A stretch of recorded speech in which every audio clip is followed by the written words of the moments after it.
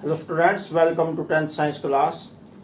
तो tenth science में आज मैं आपको ये चैप्टर नया स्टार्ट करता हूँ, carbon and it's compounds. Carbon and it's compounds, Hindi में इसको कहेंगे कार्बन और इसके यौगिक। कार्बन एवं इसके यौगिक। ये बहुत लंबा चैप्टर है, टेंथ साइंस में सबसे लंबा चैप्टर है ये, और सबसे ज्यादा मार्क्स का भी ये है। तो इसको ध्यान से आपने समझना है और ये आगे भी काम आएगा, नेक्स्ट क्लासेस में भी बहुत ज्यादा इसका यूज होगा। तो अभी एनसीईआरटी के क्वेश्चन स्टार्ट नहीं करता मैं, क्योंकि उनसे पहले कुछ बेसिक चीजें जानना जरूरी हैं, तब वो समझ में आएंगे। तो देखो, अभी तक टोटल एलिमेंट्स का हमें पता 118 एलिमेंट्स का अभी तक हमें पता है। एलिमेंट को हिंदी में कहते हैं तत्व।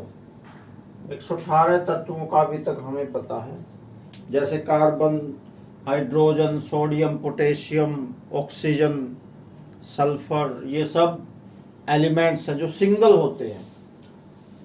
अब जैसे CO2 है, ये एलिमेंट नहीं है, कार्बन डाइऑक्साइड ये है कंपाउंड, यौगिक है। ये कार्बन का एलिमेंट है क्योंकि इसमें कार्बन है, कार्बन का कंपाउंड है, सॉरी, क्योंकि इसमें एक कार्बन का एटम है और 2 एटम ऑक्सीजन के हैं। तो ये कंपाउंड कहेंगे इसको एलिमेंट नहीं कहेंगे। अकेला अकेला जो होता है वो एलिमेंट होता है, जैसे ऑक्सीजन एलिमेंट है, कार्बन एलिमेंट है। तो 2 या 2 से ज्यादा एलिमेंट्स जब मिलते हैं तो फिर वो बनता है कंपाउंड, यानी यौगिक।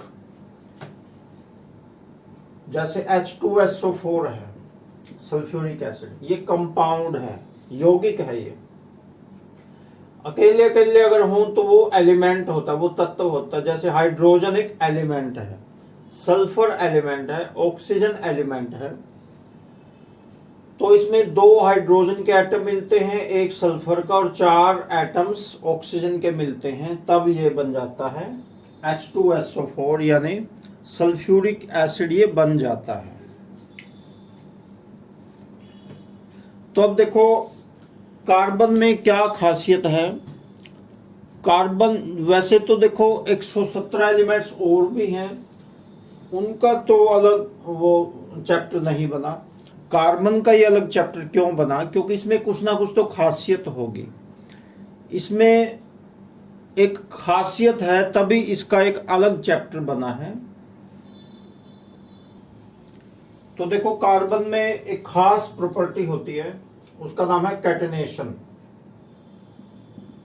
हिंदी में इसको कहते हैं श्रृंखलन।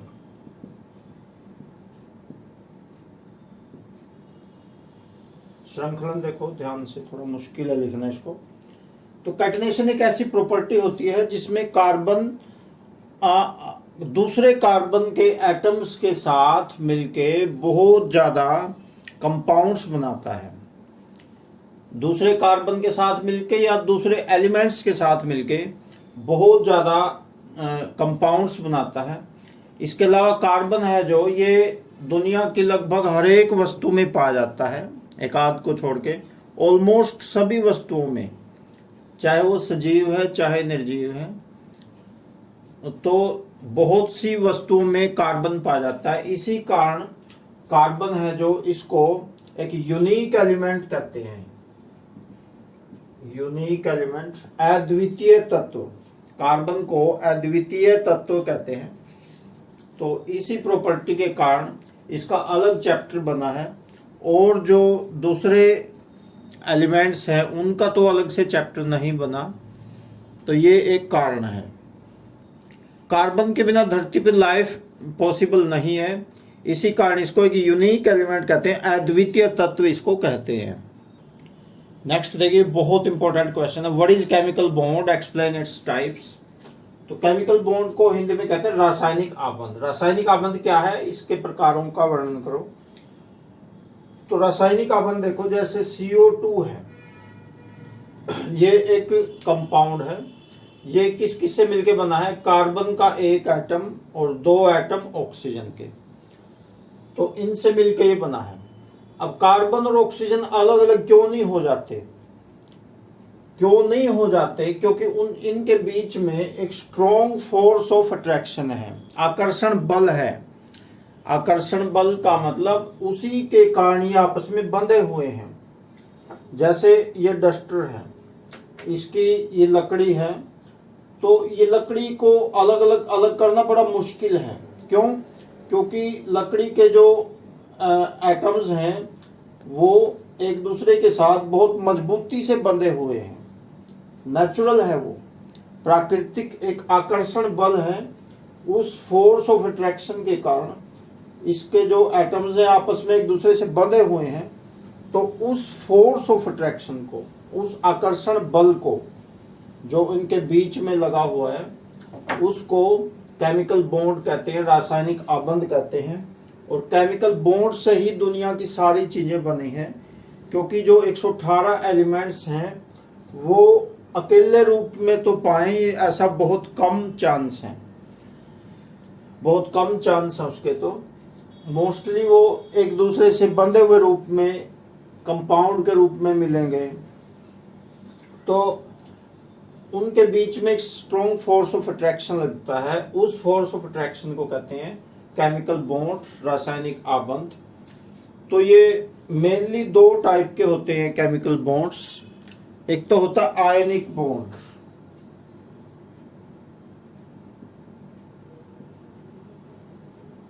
इसको हिंदी में भी आयनिक आबंध ही कहते हैं, और इसको इलेक्ट्रोवैलेंट बॉन्ड भी कह सकते हैं। इलेक्ट्रोवैलेंट बॉन्ड, तो ये क्या होता है? ये आयन से मिलके बनता है। ये पिछले चैप्टर में जो मेटल्स वाला चैप्टर था उसमें मैंने आपको एक्सप्लेन किया था। थोड़ा सा इसकी एक्सप्लेनेशन को ध्यान से समझना पड़ेगा आपको।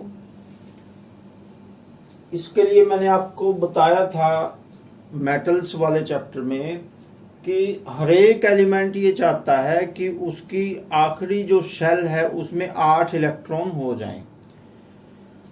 तो 8 इलेक्ट्रॉन पूरे करने के लिए या तो वो इलेक्ट्रॉनों की शेयरिंग करता है, इलेक्ट्रॉनों की यानी आपस में साझेदारी करता है, या फिर इलेक्ट्रॉन वो दूसरे को देता है, या फिर दूसरे से इलेक्ट्रॉन वो लेता है। जैसे एक एग्जांपल लेते हैं हम, साधारण नमक। नमक जो हम खाते हैं, नमक का केमिकल फॉर्मूला होता है NaCl, सोडियम क्लोराइड। ध्यान से समझना। तो ये 2 एलिमेंट से मिलकर बनता है, सोडियम और क्लोरीन। देखो सोडियम के का जो इलेक्ट्रॉनिक कॉन्फ़िगरेशन होता है वो होता है 281। इसमें टोटल है ना 11 इलेक्ट्रॉन्स होते हैं। वो मैंने डिटेल में आपको एक्सप्लेन किया। चलिए अब भी एक्सप्लेन कर देता हूं मैं। देखो एटम की स्ट्रक्चर होती है इस टाइप की।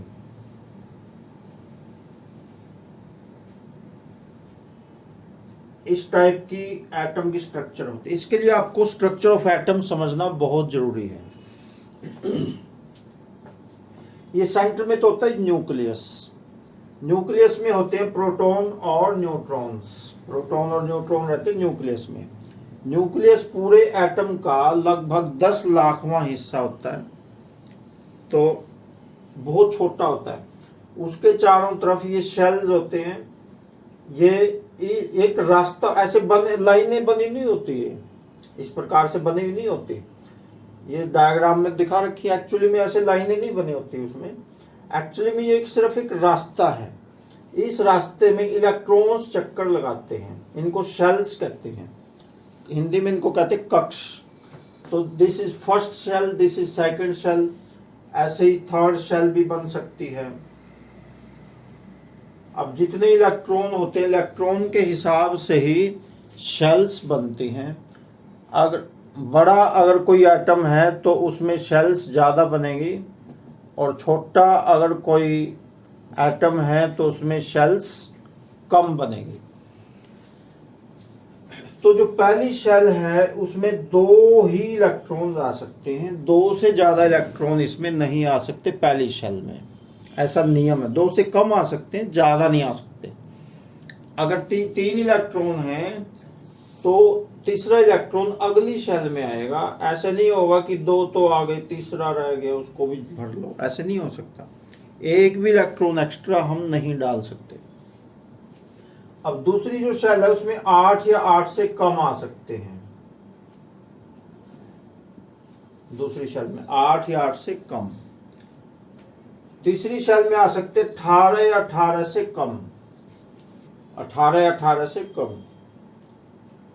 चौथी शेल में 32 या 32 से कम, और पांचवी शेल में 50 या 50 से कम। इस प्रकार से होता है। और एक नियम और भी है, अगर कोई आखिरी शेल है, चाहे वो चौथी है, चाहे छठी है, चाहे पांचवी है, आखिरी शेल में 8 से ज्यादा नहीं आ सकते, ऐसा भी नियम है। ये कुदरत ने बना रखे, परमात्मा के बनाए हुए नियम है, किसी आदमी ने तो बनाए नहीं है नियम। ना ही कोई आदमी एक भी एटम को बना सकता है। ये सब कुछ नेचुरल है, प्राकृतिक रूप से ये सारी चीजें बनी हुई हैं। तो सोडियम का देखो, पहले में सोडियम में होते हैं टोटल 11 इलेक्ट्रॉन्स। सोडियम में 11 इलेक्ट्रॉन्स होते हैं। तो पहली शेल में 2 आ गए, दूसरी में 8 आ गए, 8 और 2 10, अब 11 है तो 1 आएगा तीसरी शेल में। अब हर एक एटम ये चाहता है कि उसके आखिरी शेल में 8 इलेक्ट्रॉन हो जाएं। तो ऐसा करने के लिए या तो वो इलेक्ट्रॉनों की साझेदारी करेगा, या इलेक्ट्रॉन किसी को देगा, या किसी से इलेक्ट्रॉन लेगा। तो सोडियम ये चाहता है कि कोई इस एक इलेक्ट्रॉन को मुझसे ले जाए, तो फिर मेरे में 8 इलेक्ट्रॉन हो जाएंगे। 2 चीजें चाहता है, या तो 7 इलेक्ट्रॉन दे दे कोई इसको, तो भी 8 हो जाएंगे इसमें, या फिर इस एक इलेक्ट्रॉन को भी ले जाए कोई इससे, तो इसको कहते हैं डोनर। ये इलेक्ट्रॉन देना चाहता, डोनर का मतलब देने वाला। तो ये एक इलेक्ट्रॉन देना चाहता है, 7 इलेक्ट्रॉन को ये इसको दे दे लाके, ऐसा तो इम्पॉसिबल, ऐसा नहीं हो सकता। 7 इलेक्ट्रॉन्स का ट्रांसफर ज्यादा 4 का ट्रांसफर हो सकता है, 7 का नहीं हो सकता। तो कोई इसको 7 इलेक्ट्रॉन ला के देगा, ऐसा तो नहीं हो सकता। तो ये चाहता है कि कोई एक इलेक्ट्रॉन ही ये ले जाए मेरे से कोई भी। ये तो हो गया सोडियम का सिस्टम। अब आगे देखिए क्लोरीन का सिस्टम मैं बता देता हूं आपको। क्लोरीन गैस होती है। क्लोरीन में होते हैं 17 इलेक्ट्रॉन्स। तो बीच में तो बन गया न्यूक्लियस। 17 इलेक्ट्रॉन्स को भरना है हमने। किस प्रकार से भरेंगे देखो, इसको जूम कर देता हूं थोड़ा। अब देखो, ये पहली शेल में तो आ गए 2 इलेक्ट्रॉन्स, 17 पूरा करने हैं। दूसरी में आएंगे 8 इलेक्ट्रॉन्स,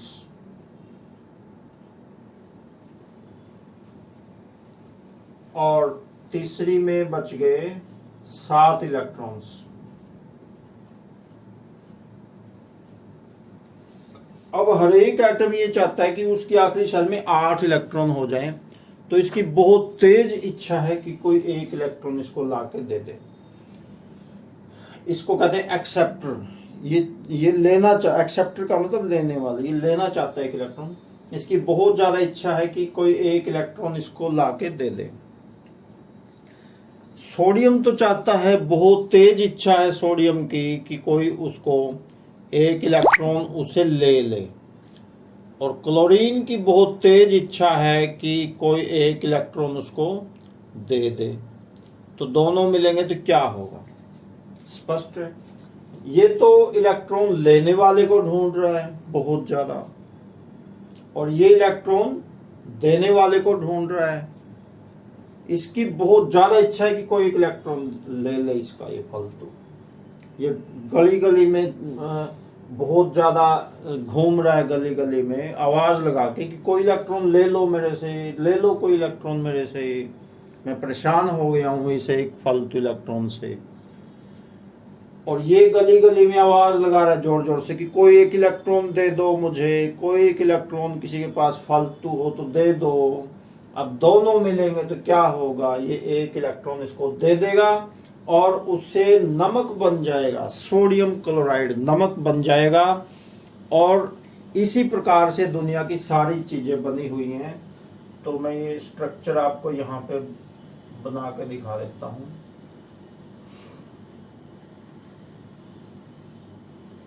देखो, सोडियम के पास एक इलेक्ट्रॉन एक्स्ट्रा है और क्लोरीन के पास 7 है।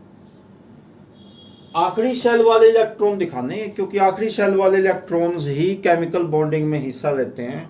अंदर वाले इलेक्ट्रॉन्स को कोई मतलब नहीं है, अंदर वाले नहीं हिस्सा लेते। ये वाले इलेक्ट्रॉन हिस्सा नहीं लेंगे, सिर्फ आखिरी शेल वाले ही दिखाने। इसमें 1 है, इसमें 7 है। तो ये सोडियम एक इलेक्ट्रॉन इसको दे देगा। सोडियम को कहेंगे डोनर, क्लोरीन को कहेंगे एक्सेप्टर। तो इस प्रकार से बन गया NaCl, नमक बन गया। अब देखो, सोडियम बहुत रिएक्टिव एलिमेंट है। ये पानी में इसको डाल दे तो धमाका होता है। ये लैब में आपको दिखाया भी था करके, बहुत तेज धमाका करता है पानी में डाल, आग लग जाती है इसमें, और जहरीला होता है। क्लोरीन भी गैस, जहरीली गैस होती है। अब देखो, ध्यान से समझेंगे, सोडियम को अगर कोई खाएगा तो वो मरेगा। जैसे ही अंदर ले जाएगा तो मुंह में धमाका हो जाएगा तेज, और मुंह जबड़ा सब अलग थलग हो जाएंगे। सोडियम को कोई खाएगा तो मरेगा, क्लोरीन को कोई सूंघेगा तो मरेगा। लेकिन दोनों के मिलने से जो बना है नमक, उसको कोई नहीं खाएगा तो मरेगा। देखो कितना अजीब सिस्टम कुदरत ने बनाया हुआ है। तो इसे कहते हैं केमिकल बॉन्डिंग। इसको थोड़ा बहुत डिटेल में समझना आपके लिए बहुत जरूरी है, क्योंकि ये ही कुदरत का वो नियम है जिस नियम से दुनिया की सारी चीजें बनी हैं। तो ये साइंस का एक मेन नियम है जो आपको आज मैंने बताया है। तो ये बन गया इस प्रकार से, आयनिक बॉन्ड बन गया। देखो, आयनिक को क्यों कहेंगे, क्योंकि आयन बन जाते हैं। सोडियम जब एक इलेक्ट्रॉन देगा तो ये पॉजिटिव आयन बन जाएगा। इलेक्ट्रॉन किसी में से निकाल दें, पॉजिटिव आयन बनता है, और किसी में इलेक्ट्रॉन एक्स्ट्रा डाल दें तो वो नेगेटिव आयन बनता है। तो सोडियम एक इलेक्ट्रॉन दे देगा, पॉजिटिव आयन बन गया। क्लोरीन ने एक इलेक्ट्रॉन लिया, वो नेगेटिव आयन बन गया। तो ये दोनों आयन मिलते हैं तो नमक बनता है, इसलिए इसको आयनिक बॉन्ड कहते हैं। और इसी कारण इसको इलेक्ट्रोवैलेंट बॉन्ड इसीलिए कहते हैं, क्योंकि इस पे इलेक्ट्रिक चार्ज आ गया। सोडियम जब एक इलेक्ट्रॉन देगा तो इस पे इलेक्ट्रिक चार्ज पॉजिटिव आ गया। क्लोरीन एक इलेक्ट्रॉन लेगा तो इस पे इलेक्ट्रिक चार्ज नेगेटिव आ गया, चार्ज आ गया इलेक्ट्रिक, इसीलिए इसको इलेक्ट्रोवैलेंट बॉन्ड भी कहते हैं, विद्युत संयोजी आबंध। इलेक्ट्रोवैलेंट बॉन्ड को हिंदी में कहते हैं विद्युत संयोजी आबंध। ये शब्द बार बार आएगा, विद्युत संयोजी आबंध। आयनिक को तो हिंदी में आयनिक ही कहते हैं। तो ये आपके लिए समझना बहुत जरूरी था, इसलिए मैंने थोड़ा ज्यादा डिटेल में इसको आपको बताया है। नेक्स्ट दूसरा होता है कोवैलेंट बॉन्ड। कोवैलेंट बॉन्ड, इसको हिंदी में कहते हैं सहसंयोजी आबंध।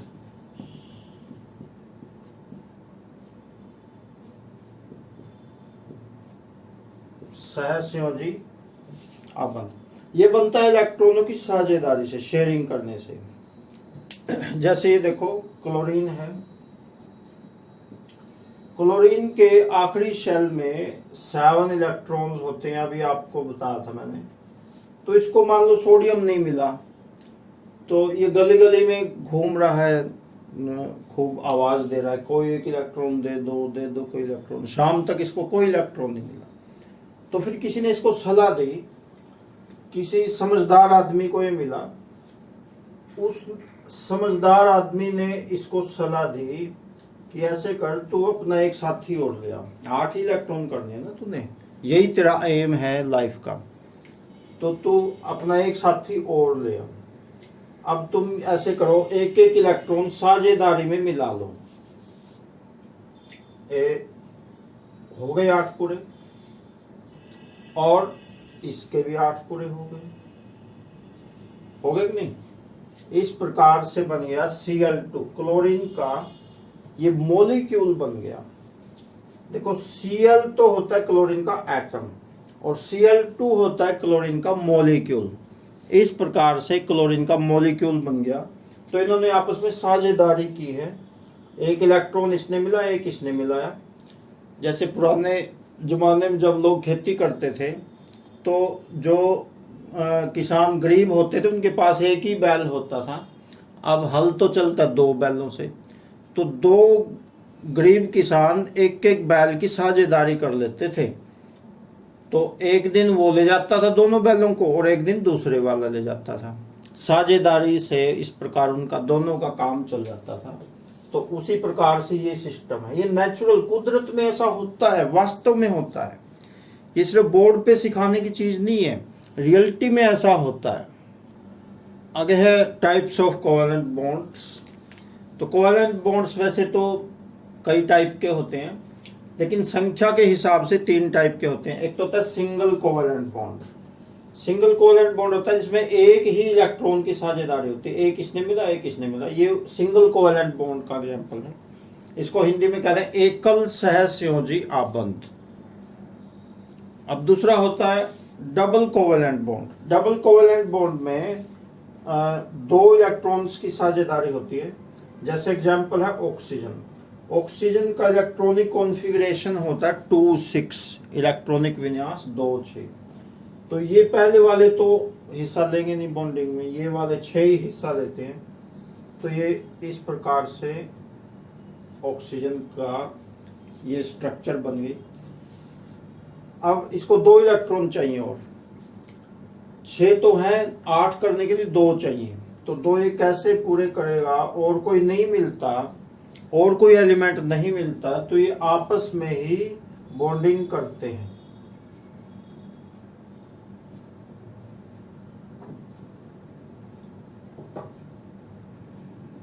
इसके भी 6 हो गए, 2 2 4 2 6। तो ये क्या करेंगे? 2 इलेक्ट्रॉन इसने मिलाए, 2 इलेक्ट्रॉन इसने मिलाए, इसके तो हो गए 8 पूरे। ध्यान से देखना है, इसको मैं थोड़ा जूम कर देता हूं। 8 हो गए इसके पूरे। अब 4 इसके, 4 ये साझे के, इसके भी हो गए 8 पूरे। साझेदारी से इस प्रकार काम चलाया। तो इस प्रकार से ऑक्सीजन का ये बन गया मॉलिक्यूल O2। देखो O2 होता है ऑक्सीजन का मॉलिक्यूल और O होता है ऑक्सीजन का एटम। ये ऑक्सीजन एटम, ये ऑक्सीजन मॉलिक्यूल। तो 2-2 इलेक्ट्रॉन्स इन्होंने मिलाए साझेदारी में, इसलिए इसको कहते हैं डबल कोवेलेंट बॉन्ड, द्विसहसंयोजी आबंध। अब तीसरा होता है ट्राई कोवेलेंट बॉन्ड, त्रिसहसंयोजी आबंध। उसमें 3-3 इलेक्ट्रॉन्स की साझेदारी होगी। उसके लिए एग्जांपल लेते हैं नाइट्रोजन का। नाइट्रोजन का इलेक्ट्रॉनिक कॉन्फ़िगरेशन होता है 2-5। ध्यान से समझना है। और ये वीडियो 1-2 बार सुनोगे ना तभी पक्का सही समझ में आएगा। आपको थोड़ा ज़्यादा टाइम लगेगा और ये वीडियो थोड़ी लंबी भी बन गई है, क्योंकि ये सारी एक्सप्लेनेशन हुए बिना ये चैप्टर नहीं समझ में आएगा आपको। ये चैप्टर सारा एक्सप्लेनेशन का है। तो ये जो आखिरी 5 है यही केमिकल बॉन्डिंग में हिस्सा लेंगे, 2 तो हिस्सा लेंगे नहीं। तो हम क्या करेंगे, 5 हो गए इसके। अब इसको और कोई अगर नहीं मिलता है तो ये आपस में ही केमिकल बॉन्डिंग कर लेते हैं। 3 इलेक्ट्रॉन मिलाए साझेदारी में, 3 इसने मिलाए, 3 इसने मिलाए। इसको थोड़ा जूम कर देता हूं मैं।